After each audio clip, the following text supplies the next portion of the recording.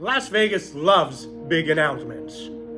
Buildings get promised, the renderings look fantastic, but not everything that you hear is actually happening. Today I'm breaking down what's funded, what's still early, and where these projects are actually located, plus how opportunity zones actually change the game.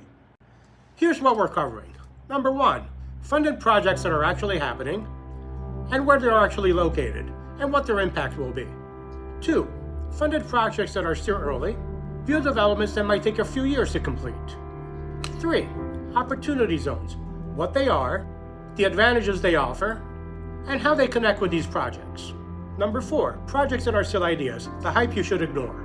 Number 5, which one of these projects are actually funded and are under construction, and the areas immediately around them. And here's the thing, at the end, I'll tell you which one of these projects falls into opportunity zones and how I would personally approach them, which could really change your perspective on long-term growth. If we haven't met, I'm Giacomo. I create videos showing you what it's really like to live in Las Vegas, and I love having the opportunity to share with you what it's really like to live and invest in Las Vegas, with no fluff and no hype. If you want clarity, hit subscribe. This channel is about smart moves, not emotional ones. Alright, so now that we've covered the roadmap, let's jump into what's funded and under construction. Breaking ground at the former Tropicana site, we have the A Stadium. It's a $1.75 billion project and is set to be completed by 2028. And if you want further breakdown, watch my past video, Las Vegas Strip and Land for Sale. Huge opportunity near the A Stadium. I'm posting it right here. Now let's connect this to something that works hand in hand with tax advantage investing. But before we move on, let me tell you a little more about what opportunity zones are. They're federally designated areas where investors can defer and reduce capital gains taxes if they reinvest through a qualified opportunity fund and hold long-term. Parts of downtown, the Art District, North Las Vegas, and even some south of the Strip locations overlap with opportunity zones. That means development near these locations could provide tax advantages while projects increase property value. Now we're going to move downtown, where luxury meets cultural growth.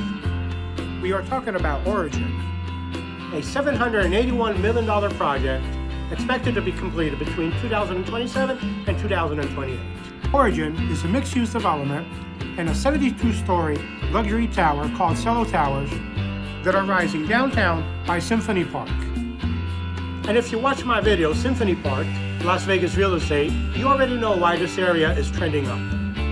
Right next to this growing cultural hub, we have the $600 million expansion of the Las Vegas Convention Center. It will be fully functional by the end of this year, meaning now, for CES, with final ribbon cutting in early 2026.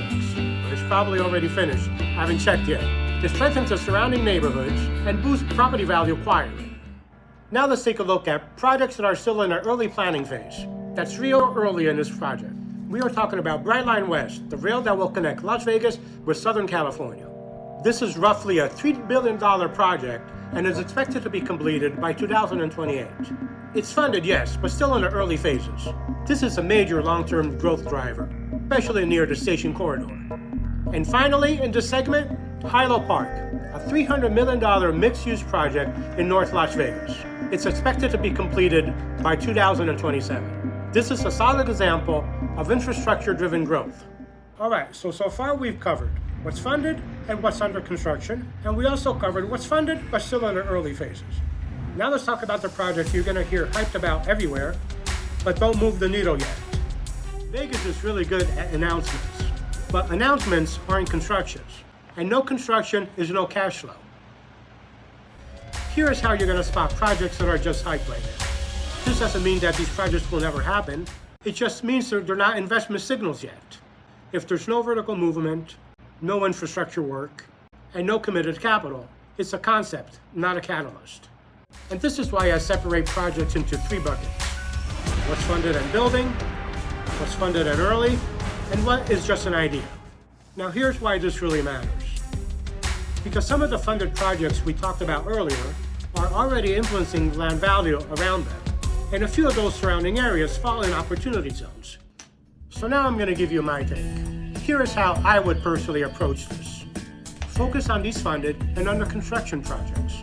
the A Stadium, the origin of Symphony Park, the Convention Center renovation, Brightline West, Hylo Park.